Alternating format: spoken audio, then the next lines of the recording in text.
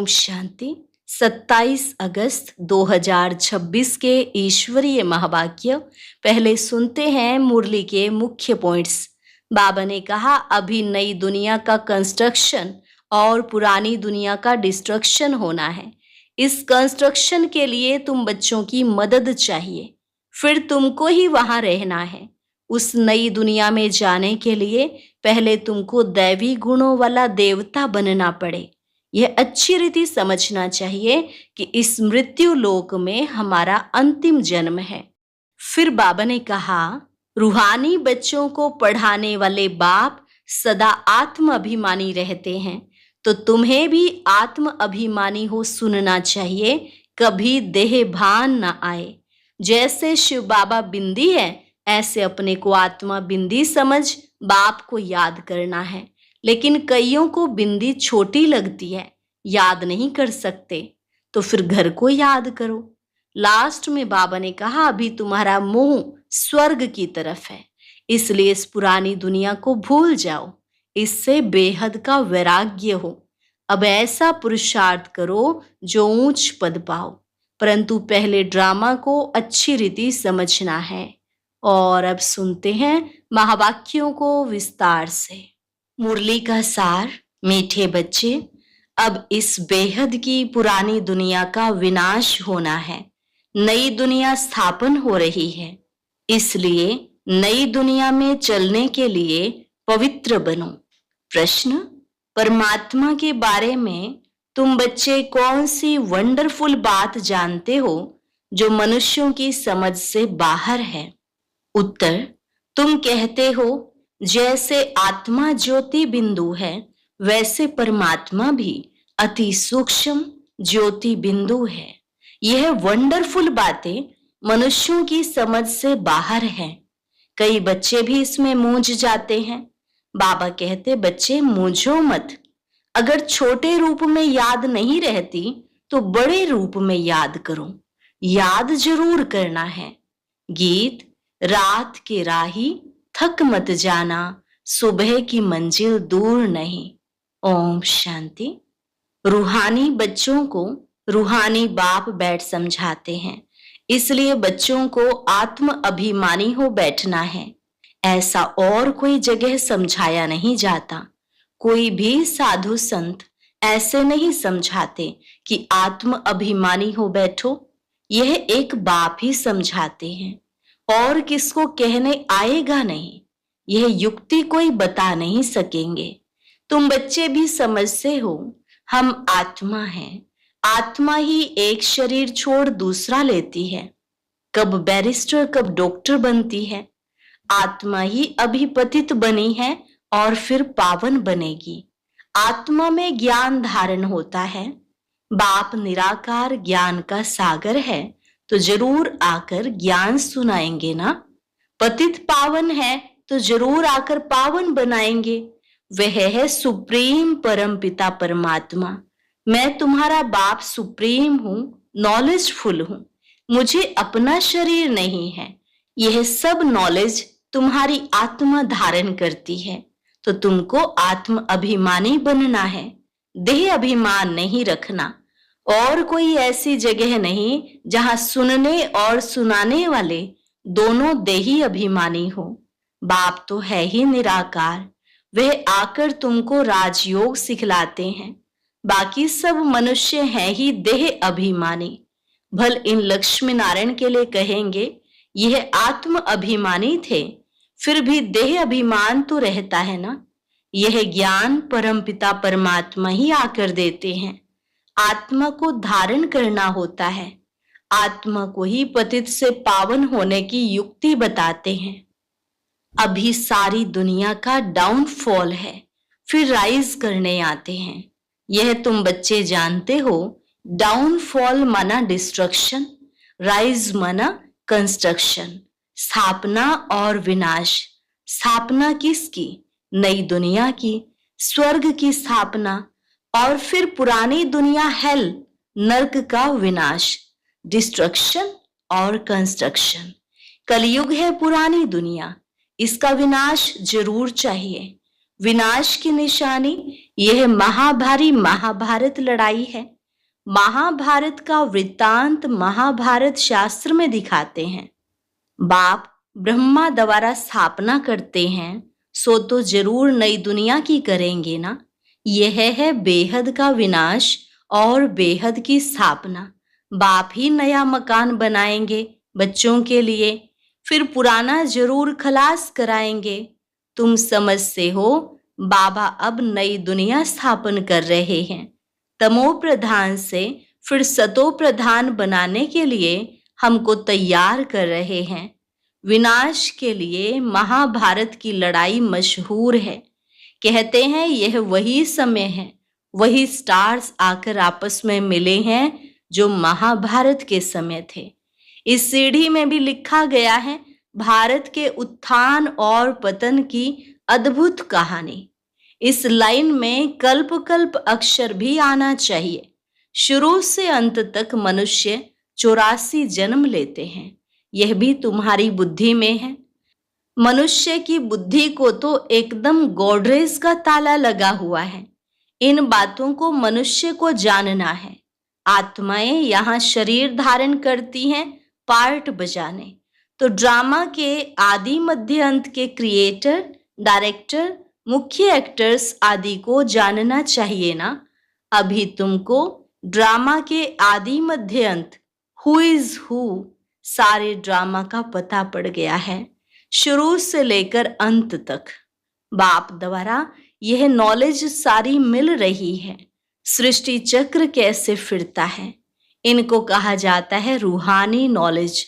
जिस्मानी ज्ञान को फिलॉसफी कहा जाता है। स्पिरिचुअल नॉलेज, रूहानी नॉलेज को ज्ञान कहा जाता है। अब यह सब बातें बच्चों की बुद्धि में बैठाई है। बच्चे जानते हैं अब 84 जन्मों का नाटक पूरा होता है। अभी हम वापस जाते हैं, परंतु पतित कोई वापस जा न सके। नहीं तो इतने जप तप तीर्थ आदि क्यों करते हैं? पवित्र बनने के लिए ही गंगा स्नान करने जाते हैं, परंतु उससे कोई पावन तो बन नहीं सकते, इसलिए वापस कोई जा नहीं सकते। गपोड़े तो बहुत लगाते हैं कि फलाना पार निर्वाण धाम गया, ज्योति ज्योत समाया। बाप ने समझाया है वापस कोई जाता नहीं है, सब एक्टर्स यहाँ ही हैं। अभी नाटक पूरा होता है तो सभी स्टेज पर खड़े हुए हैं।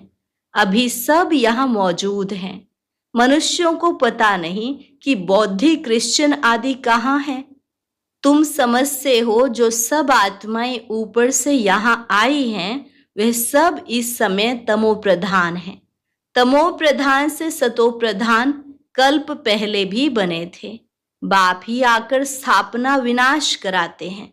कहते भी हैं यह ज्ञान राजाओं का राजा बनाने वाला है। यह बेहद के बाप ने कहा है कि मैं तुमको राजाओं का राजा बनाता हूं। श्री कृष्ण तो स्थापना नहीं कराते, क्रिएटर बाप है। बाप ही आकर समझाते हैं कि तुम मुझे बुलाते ही तब हो जबकि सृष्टि पतित है।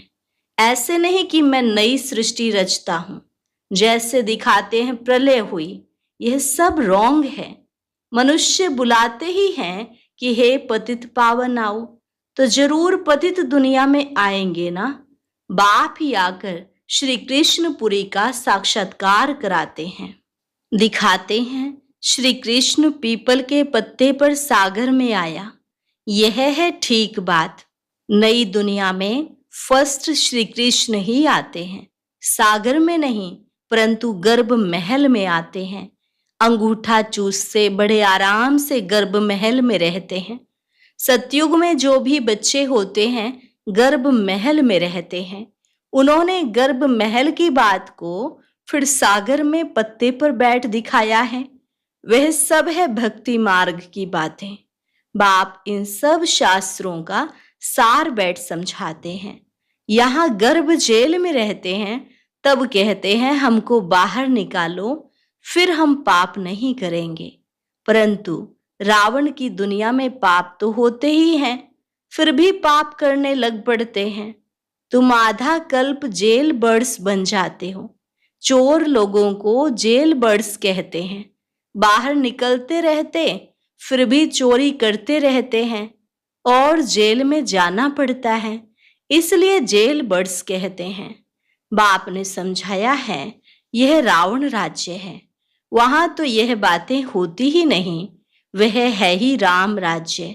वहां न गर्भ जेल है और न वह जेल होता है। यहाँ तो कितने मनुष्य जेल में पड़े रहते हैं। गर्भ जेल है तो वह भी जेल है, डबल जेल है। कलयुग का अंत है ना। बाप समझाते हैं तुम बच्चे अभी कंस्ट्रक्शन कर रहे हो। राइज और फॉल हर कल्प होता ही रहता है। राइज और फॉल दुनिया का होता है, उसमें मुख्य पार्ट है भारत का। गाते भी रहते हैं आत्मा परमात्मा अलग रहे बहुकाल, तो उसका भी हिसाब चाहिए ना। कौन सी आत्माएं बहुत काल से अलग रही हैं? पहले पहले देवी देवता धर्म की आत्माएं आती हैं पार्ट बजाने। अभी वह देवता है नहीं जो राज्य करके जाते हैं। उन्हों के चित्र निशानियां रहती हैं। राजाई तो खत्म हो गई, हेवन खलास हो जाता है तो फिर हेल होता है, फिर हेल खत्म हो तो हेवन बनता है। तो नई दुनिया का कंस्ट्रक्शन होता है और हेल का डिस्ट्रक्शन होता है। कंस्ट्रक्शन के लिए बच्चे चाहिए ना, रहने वाले भी तुम हो। पहले तो तुमको दैवी गुणों वाला देवता बनना पड़े। यह भी गायन है, मनुष्य से देवता किए करत न लागी वार। मूत पलीती मनुष्य है ना। भगवान आज गृहस्थ व्यवहार में रहते कमल फूल समान बनना है। यह इस मृत्यु लोक का है ही अंतिम जन्म, इसमें पवित्र बनना है। यह अच्छी रीति समझाना चाहिए। हम यह मृत्यु लोक का अंतिम जन्म पवित्र रहते हैं। बाप कहते हैं इन विकारों पर जीत पाने से तुम विश्व का मालिक बनेंगे। बच्चे भी सुनकर फिर औरों को समझाते हैं कि इस पुरानी दुनिया का विनाश सामने खड़ा है। यह वही महाभारत की लड़ाई है। काम महाशत्रु है, इसलिए प्रतिज्ञा करो। अभी तुम समझते हो हम पवित्र बनते हैं। इस पुरानी दुनिया का विनाश जरूर होना है, उनके पहले पवित्र जरूर बनना है। विनाश होता है फिर तो बात मत पूछो, हाहाकार हो जाता है। बड़ा कड़ा मौत है, तुम देख भी नहीं सकेंगे। कोई का ऑपरेशन होता है तो कमजोर लोग ठहरते नहीं, गिर पड़ते हैं। इसलिए डॉक्टर लोग फैमिलीज को तो अलाउ नहीं करते। यह तो कितना भारी ऑपरेशन होगा, एक दो को मारते रहेंगे। यह है डर्टी दुनिया, कांटों का जंगल। सतयुग को कहा जाता है गार्डन ऑफ फ्लावर्स, फूलों का बगीचा। देवताएं चैतन्य फूल है ना। मनुष्य तो समझते हैं बहिष्ठ में कोई फूलों का बगीचा होता है। जो सुनते हैं सो कह देते हैं। गार्डन ऑफ अल्लाह कहते हैं ना। फिर ध्यान में भी गार्डन देखेंगे। अल्लाह ने हाथ में फूल दिया, बुद्धि में ही खुदाई बगीचा है। भक्ति मार्ग में साक्षात्कार करने के लिए भक्ति करते हैं। साक्षात्कार हुआ तो कहेंगे सर्वव्यापी है ना। जो पास्ट हुआ सो फिर होगा। बच्चे जिस पोशाक में जैसे आए हैं ऐसी पोशाक में फिर कल्प बाद आएंगे। ड्रामा को कोई अच्छी रीति समझते हैं। बाबा के पास कोई आते हैं तो बाबा पूछते हैं आगे कब आए हो? कहते हैं हाँ बाबा, आपसे कल्प आगे भी मिले थे, आपसे वर्षा लेने आए थे। बाप पूछते हैं क्या मर्तबा पाया था? बाबा मम्मा कहते हैं तो जरूर उन्हों के घराने में आएंगे। बाबा कहते हैं ऐसा पुरुषार्थ करो जो ऊंच पद पाओ। यह सब बातें तुम्हारी बुद्धि में हैं। बरोबर लड़ाई भी है, नरक विनाश तो होना ही है। तुम्हारे पास चित्र बड़े फर्स्ट क्लास हैं। यह श्री कृष्ण के 2 गोले वाला चित्र भी छपाना चाहिए। इसमें बड़ा क्लियर है, स्वर्ग के द्वार खुलते हैं तो नरक तरफ लात है। तुम्हारा भी मुंह है स्वर्ग तरफ। यह तो बिल्कुल एक्यूरेट बात है। जानते हो अभी हमको घर जाना है, तो घर को ही याद करना पड़े, पुरानी दुनिया को भूलना पड़े, इसको कहा जाता है बेहद का वैराग्य। पुरानी दुनिया को छोड़ हम बाबा के पास जाते हैं। याद की यात्रा से ही जाएंगे। मुख्य है ही याद की बात। याद तो सब करते हैं ना। अभी बाप यथार्थ बात आकर समझाते हैं कि मुझे याद करो। यह है अव्यभिचारी याद, सो भी अर्थ सहित। तुम जानते हो शिव बाबा भी बिंदी है। अपने को भी आत्मा बिंदी समझे, बाप को भी बिंदी समझे। नई बात देख भूल जाते हैं। अपने को आत्मा समझ, फिर बाप को और अपने घर को याद करना है। अच्छा, बिंदी छोटी लगती है, घर तो बड़ा है ना। घर को याद करो, बाबा भी वहां रहते हैं। हम तुम वहां जाएंगे जहां बाबा रहते हैं। बिंदी याद नहीं पड़ती है, अच्छा घर तो याद पड़ता है ना। वह है शांति धाम और वह है सुख धाम, यह है दुख धाम। अभी तुम नंबरवार पुरुषार्थ अनुसार पढ़ रहे हो, फिर सुख धाम में आ जाएंगे। बाप के बच्चे हैं तो जरूर स्वर्ग की बादशाही चाहिए। कल्प पहले भी शिव बाबा आया था, स्वर्ग की बादशाही दी थी, तुम भूल गए हो। बाप कहते हैं अभी फिर आया हूं तुमको देने। कितने बार तुमने राजाई ली और गंवाई है, अनगिनत बार वर्षा लिया है, फिर भी ऐसे बाप को भूल क्यों जाते हो। माया के तूफान से बहुत लड़ाई होती है, इसलिए नाटक भी दिखाते हैं। माया उस तरफ खींचती है, प्रभु इस तरफ खींचते हैं। ज्ञान में विघ्न नहीं पड़ते, याद में विघ्न पड़ते हैं। इसमें ही मेहनत है। अब बाप कहते हैं महारथी बनो। इस पुरानी दुनिया को तो आग लगनी है। इस यज्ञ में सारी पुरानी दुनिया स्वाहा होनी है, तो महावीर भी बनना है। तुम बच्चों को अखंड अटल अडोल राज्य पाना है। तुम्हारा बुद्धि योग बाप के साथ ऐसा रहे जो भले कितना भी तूफान आए, माया कुछ कर ना सके। यह है तुम्हारी पिछाड़ी की अवस्था, जब ट्रांसफर होना होता है। जैसे स्कूल में इम्तिहान पिछाड़ी को होते हैं, तुम्हारी माला भी पिछाड़ी में बनेंगी। तुमको बहुत साक्षात्कार होगा, फलाने यह बनेंगे, फलाना यह बनेगा, ये दासी बनेगी, ये सब बताएंगे। उस समय तो कुछ भी कर नहीं सकेंगे, फिर पछताना पड़ेगा। यह हमने क्या किया, श्रीमत पर क्यों नहीं चला। परंतु अंत समय में कुछ हो नहीं सकेगा, ऐसे बहुत पछताते हैं। मनुष्य किसका खून कर फिर बाद में पछताते हैं, परंतु खून तो हो गया, फिर क्या कर सकेंगे।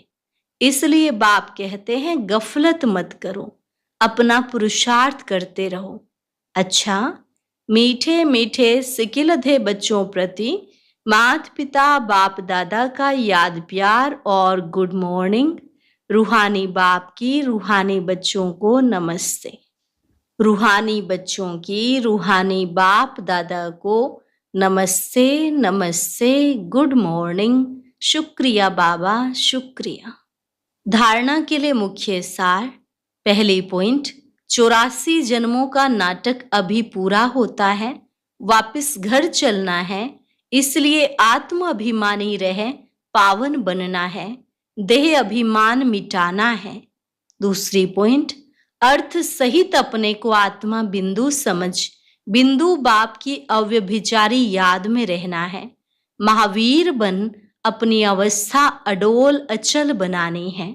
वरदान, व्यर्थ की लीकेज को समाप्त कर समर्थ बनने वाले कम खर्च बाला नशीन भव।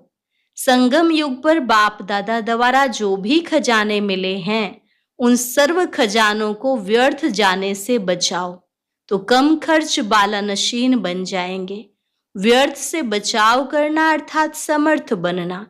जहां समर्थी है वहां व्यर्थ जाए, यह हो नहीं सकता।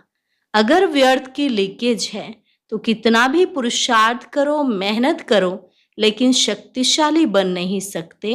इसलिए लीकेज को चेक कर समाप्त करो तो व्यर्थ से समर्थ हो जाएंगे। स्लोगन: प्रवृत्ति में रहते संपूर्ण पवित्र रहना, यही योगी व ज्ञानी तू आत्मा का चैलेंज है। प्रवृत्ति में रहते संपूर्ण पवित्र रहना, यही योगी व ज्ञानी तू आत्मा की चैलेंज है। अव्यक्त इशारे: अपवित्रता के बीज को भी समाप्त कर संपूर्ण स्वच्छ पवित्र बनो। परमात्मा ज्ञान की नवीनता पवित्रता है।